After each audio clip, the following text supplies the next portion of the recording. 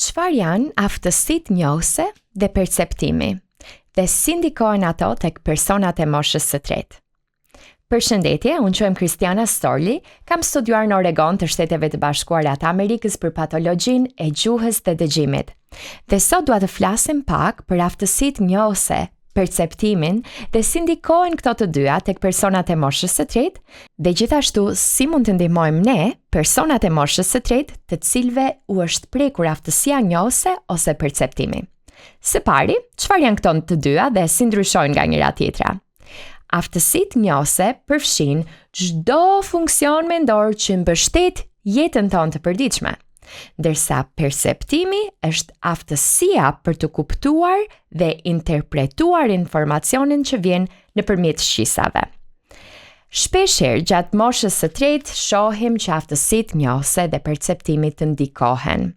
Nganjëherë këto të dyja ndikohen thjesht me kalimin e moshës, dhe herë të tjera ndikohen nga faktorë të jashtëm, si për shembull nga një goditje në tru, tumor në tru, ose sëmundje si Alzheimer's dhe demencia. Si mund të ndihmojmë ne personat që kanë një aftësi njohëse të kufizuar ose një perceptim të kufizuar? Së pari, ne duam që të japim fuqi pacientit. Duam të fuqizojmë dhe të bëjmë që pacienti të jetë plot vetbesim kur ai përfshihet në biseda apo në ambiente sociale. Kur aftësitë njohëse dhe perceptimi preken, kjo nuk është gjithmonë e dukshme. Nëse një person ka kaluar një stroke dhe kjo ka kapur dhe aspektin e tij fizik, atëherë është i dukshëm fakti që ky person ka kaluar diçka. Dhe nëse ne përfshihemi në një bisedë me një person që ka kaluar një goditje në tru dhe fizikisht kjo është e dukshme, atëherë ne, si bashkëbisedues, jemi të ndërgjegjshëm për këtë fakt. Dhe fillojmë mbase të flasim më ngadalë ose të jemi më të duruar për të pritur një përgjigje. Por kur aftësitë njohëse dhe perceptimi preken, nganjëherë kjo nuk është as pak e dukshme për bashkëbiseduesin. Në këto raste, ne duam që pacienti që ka aftësi njohëse të kufizuara ose një perceptim të kufizuar të fuqizohet. Dhe pajisim atë me disa fjali specifike që ndihmojnë në bashkëbisedim. Po ju jap 3 shembuj fjalish që ne si logoped ju japim pacientëve për të përdorur në bisedat e tyre të përditshme. E para është kjo. Më fal, e kam shumë të vështirë për të kuptuar kur ka shumë njerëz në këtë ambient. E ke problem të dalim jashtë dhe të ma thuash këtë gjë edhe një herë? E dyta është kjo. E ke problem nëse i shkruaj ato që po më thua, pasi e kam të vështirë të ndjek këtë bisedë? Dhe e treta është kjo. Më fal, unë kam një problem me kujtesën dhe më duhet që ta përsërisësh të njëra atë që sapo më the. Shpresoj që kjo mos të lëndoj. Këto janë 3 fjali që i përdorim në terapi për të fuqizuar pacientin. Dhe çfarë ndodh është kjo? Kur ne kemi një pacient të fuqizuar që ka një listë fjalësh dhe fjalish që ai përdor për të bashkëbiseduar me dikë tjetër, atëherë edhe bashkëbiseduesi ndihet më rehat.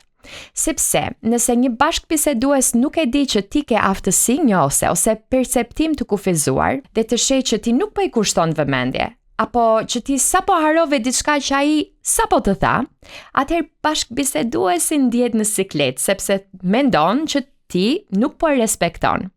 Por nëse ti si pacient je i fuqizuar me këto lloj fjalish dhe ti je i pari që drejton bisedën dhe thua, më fal, por duhet të bëj 1, 2, 3 gjëra që të kuptoj më mirë, sepse biseda jonë është e rëndësishme për mua, atëherë edhe bashkëbiseduesi ndihet më rehat.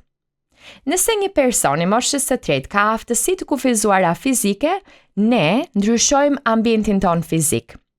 Nëse një person i moshës së tretë ka aftësi njohëse të kufizuara dhe perceptim të kufizuar, atëherë ne fillojmë të ndryshojmë në familjet tona ambientin ton social.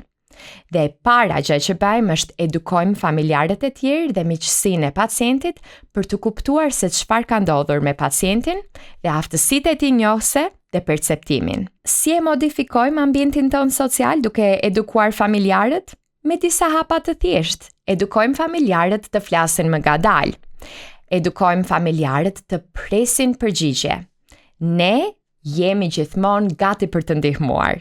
Dhe nëse një person po kalon një kohë të gjatë për të përgjigjur, ne duam që të përgjigjemi në vend të tij. Por kur personat kanë aftësi njohëse të kufizuara, është më mirë t'ju lëmë atyre kohë për të përgjigjur. Limitojmë shpërqendrimet që kemi në ambientet tona familjare. Nëse është e zakonshme për ju që gjatë drekës të gjithë familjarët flasin në të njëjtën kohë, dhe kjo ka qenë normale më përpara, tani që keni një person në tryezë që ka aftësi njohëse dhe perceptim të kufizuar, është normale që të edukojmë familjarët që gjatë kohës që ham drek, secili flet me radhë dhe jo të gjithë në të njëjtën kohë, sepse kjo e mbi stimulon pacientin.